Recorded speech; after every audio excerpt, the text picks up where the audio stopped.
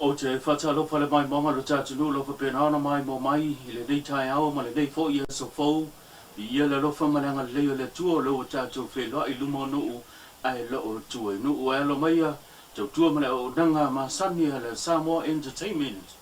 o whaingoina o tātou update mai Samoa e momo atu i tātou tala mai le whamsinonga mā walunga i le whainunga le vai aso na se mawai atu nei o lea ua talia ai e le whamsinonga le tāro sanga sui le mautau vi inga e peo na tui nā tui tawalantu i luma o lana lo ia le sunga Matthew Lemsio le na tālo sanga inai le seava noa ina i mawhai ei o na tui whao wina le pokalame a le mautau vi inga o lea wa tui na mai le whai unga le whamsinonga wano ia ma ua talia ai le tāro sanga o le toi te tala leo le avanoa e whaatino il pokalame a le mautau vi inga i lunga o haia inga e tapu ai ona la ua toi a whea i sala ua saunanga le la pokalame ia le mata upolo o ta oto nei luma o le whaamisnonga o le talusanga lea tui nā tui le luwa yaso te luai i luma o le whaamisnonga ta wala tui a Matthew Lemsio ina ia munga le avanoa e toi whaawina ai le nei pokalame ua o se pokalame pe o na whaalia i le talusanga le sui o mautau le vi inga o i le awala o le ala ngā tupe ma o loo whaangaina o le ngā ruenga lea e maua i se leni mo le tulanga mo mia o le ainga ma o lea lawa talia le whaamisnonga le tāro sanga ai mo le tu o le pe o na tangi luma o le whaamisnonga le whetalenga a siata pio valiko o lea watu ina mai ia le tulanga le whaiunga le whaamisnonga e ta tau ai o na tulai luma le whaamisnonga i lea so lua suma le fitu o le masina le nei e pei ona toi walawina ai le nei mata upu. E pei ona sile fia o le nei mata upu na mafua ona tula i luma le whamasnonga o na tangi na whaulina le sunga a siata e tawala tu lea i le tulanga o mōlianga lea na whaupuina e pei ona iei le tangi o whamtalanga tau whaoleanga o whaoleanga i nai le langa tamari anga e mafua mai ona ni la fonga mani saunoanga la fionga to le fo sahi a to le fo pa pe fo i le noa ai no u sala inaya o sui le mauta vi inga le na u pokalame le ma sanya na fa te te mai lunga o rupenga ta fa ilangi i to tongo au se taria inisio tanto tala o fa ingoa le te ta yo le tuangai o yo fo i o le te ta yo le bang fa fa i pui le ya tau tangata le fionga tu le pa sai le malia le ngoi o tangata o lo lango ina le pati po le vang fa o lo tu nei le foi le fa tu le tu sa mo o tasi o tangata mutu leanga o se fa po le nei tala e man to foi el mato to tonga le sa fa il palme la fatino mato tutte o wala si le ala fa ya ma ve mato fa to ai kalea mai le vanga le la ai misi ala tone ngukuleanga le lango e le upu foi la formai o le wa ya makul power a ma do vole upu fie mena la formai ata e isse a ko fango fa vai esse ma ko fango fa vai o te langona la fa lango le vanga le ngol la tu va fa tu ile tu o tasi samo po fa tu ile tu samo o tasi yo che la fa ko la e ma tu fo ile o po ile a fiongale ai a tu il fa tu ele ma fai oye ai a tu il fa tu e o ai maunga e whai ona whai o kunga i le maunga fuli i ona fuli lo le maunga o te lola ngā la e a whalangolango i ai le vanga le la o whatuatua ai ai le si whautua ngalta tori whauso fale a ngai loi whauso fale po le a whaulo fale ngofo le leia i lalo ma whai kaua kupe po lava lo winga la a fai o i mea fo e a fie tupe o na fai le o le fatuanga le aleli fai kau mo kupe pola a lo winga la le ole a fo ole o fionga le ile fa long o fa to tua e a fo e ma fai ai o ne fai tu le maua ia fuli le maua fuli lo o te la ngona la o ina el fuli maua le nga ia ile vai nga le a fai tu ne swa ia ponga mai se swa ko o kange e ki ngā o kange ia e nga al koru masinga e fai ai o nga e ma fai o nga fai whenga whaavael vela au pole nga fai a kuai kange nga ia punga mai swa u kongo kange ia nga punga mai aleo swa ini se tanto tala ua tu iti lava le foi numera o le parti e pui ale ya tau tanga tale hei champipi e pe ona moli mawina malo ia le fai unga le vai yason se mawai antu nei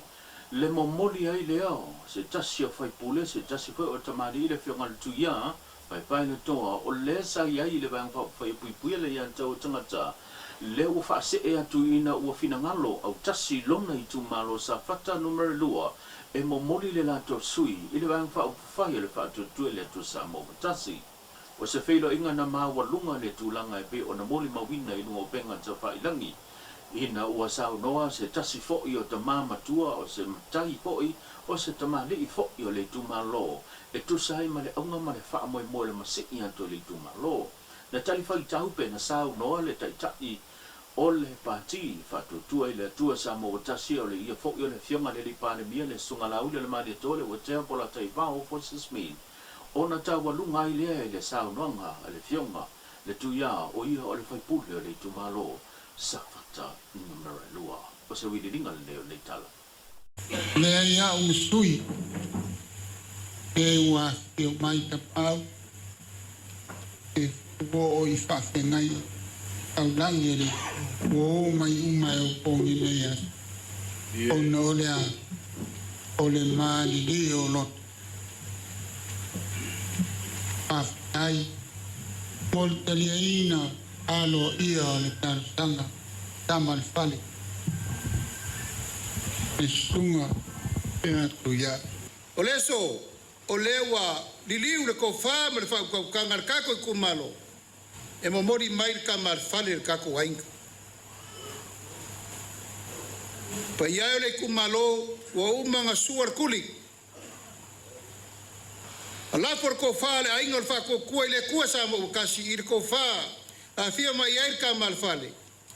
kasi ir fa fikinga ale anga o ma ko kalia lo ko fingal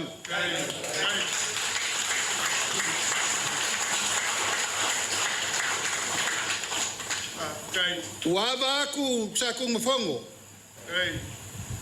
ai sa o lo ko fale o fa kingo le so ma ko ki ka ofi foi o le kofa ako koa le al kamol fale. E lau sunga le lauli le mani toa. O e wha lele fo i lupe le wante tea. Ua tau noam ta noa le whagulunga rangi sa tuni pono. O se leo na nei tu malo. Ia ila lo manantu e le to e sopo le manavale. E le to e lele taloto fo le manuli au fa le pal fu il pa ia motel nei au fa fte yat ma il tele le nganga muliatu fa tele ali o lo tangata fa te va wa tu langa al van fa fai o te molia fo i vai malu i puenga il pa ia tele le van fa fai pa fai o sofa fa mo fa la bela il to fa sulia pa ia ile ai e batu vai malu en paule nganga o le nei tu malo watu so matu lima to soniatu pa me falongo o fionga le tomale le malo o sunga lauli le mali toa e fio ka peneta le sta lango mo le pa ia e fio le fionga le fong ftalai o sui fong ftalai o sautala fa ftai te lava.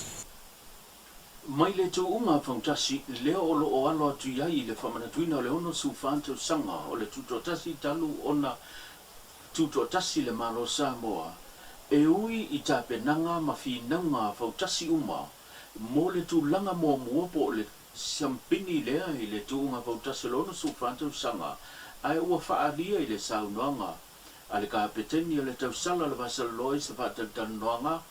ma le tio le lua api lea ua ia whailoa ai, o le tā ua o le mawhitanga, o le maasaninga ai le ngata fo i lea, o le tūlanga o le hama whatawhata, whaaloalongia, ma le maasaninga e maasani ai le tasi, e pei ona iai ia tāpenanga o lo tu whatasi, e le ngata o le tausala o le vasaloa, ai whape fo inisi o whautasi, le ana ia tā ua, e kolani whatasi ma mafuta whatasi, o se wirilinga nei o le nei tala. Ua matoa i o fia lava i uso na matou a onga mai le Ritorino ia mauso ia le au vaa pia toa i o whaftaia ia i matou korenina nei tai au o a onga uma mea ia o temi fo ia le ialu ia torenginga e iai upu e whai tono whale whatoa nga iai iai foi upo e whai runga vaa e le ianga i mai. Sa le pisatele, tasi le leo, o ai o leo o tuu iai le whamarosi. Leo na e whaunga. Turanga o mea uma pe whapea o sa iringa malo, pe ona iai atu unga ai meise mātou kapteni. O uma foi ona whai iai ale se saunoanga komiti. Ai meise pi ona ia i murinu, o ina e tere na whaina ai saa. Le foi na fai nai e sa tamiti aonga i tasi o taimi